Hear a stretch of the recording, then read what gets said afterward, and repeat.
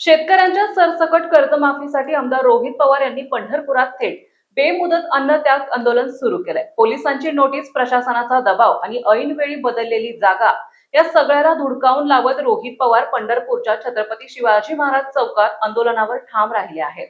आंदोलन सुरू होण्यापूर्वीच पोलीस प्रशासनाने वाहतूक कोंडी आणि कायदा सुव्यवस्थेचं कारण देत रोहित पवारांना नोटीस बजावली होती. आंदोलन स्थळ बदलण्याचा प्रस्तावही दिला होता, पण अन्नदात्याच्या हक्कासाठी मागे हटणार नाही अशी ठाम भूमिका घेत रोहित पवारांनी नियोजित ठिकाणीच ठिय्या मांडला.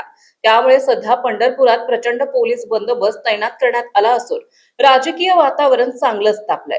राज्य सरकारने नुकतीच तब्बल 35,000 कोटी रुपयांच्या कर्जमाफीची घोषणा केली खरी, पण या योजनेतील जाचक अटी आणि कडक निकषांमुळे शेतकरी प्रचंड नाराज आहेत. नुकतंच मनसरमध्ये शेतकऱ्यांनी या शासन आदेशाची होळी करून निषेध नोंदवला होता. सरकारची ही कर्जमाफी म्हणजे निव्वळ फसवणूक असल्याचा आरोप करत कोणत्याही अटींशिवाय सरसकट कर्जमाफी मिळावी या एकाच मागणीसाठी रोहित पवार आता आंदोलनाला बसले आहेत. सोशल मीडियावरून सरकारवर हल्लाबोल करताना रोहित पवार म्हणाले, लोकशाहीत प्रत्येकाला शांततामय मार्गाने आंदोलन करण्याचा अधिकार आहे. पंढरपूर विठ्ठलाच्या भक्तासाठी खुलं असताना आमच्या आंदोलनात अडथळे का?